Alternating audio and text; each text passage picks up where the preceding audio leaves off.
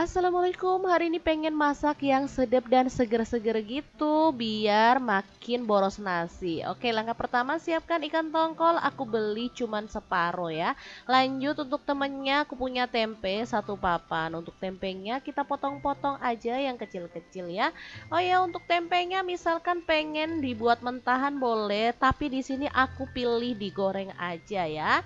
Oke, digoreng dalam minyak panas sampai berwarna kecoklatan. Setelah itu angkat dan kita akan tiriskan ya. Oh ya, mungkin misalkan teman-teman nggak punya tempe tapi punyanya tahu, boleh dipakai tahu ya, nggak usah dipaksakan harus tempe. Oke, lanjut untuk ikan pindang tongkolnya langsung aja dipotong-potong sesuai dengan selera. Setelah itu kita goreng.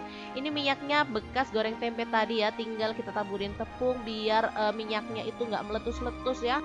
Oke, kalau tongkolnya udah matang langsung aja kita angkat dan tiriskan. Selanjutnya kita siapkan untuk bumbu-bumbunya. Ada bawang merah 12 siung, bawang putihnya 5 siung, kemiri 3 butir, cabai rawitnya aku pakai 15 buah, untuk cabai keritingnya 12 buah. Semuanya kita masukkan ke dalam blender aja, proses sampai badar-badar halus. Setelah itu panaskan minyak dan kita akan tumis bumbunya sampai wangi.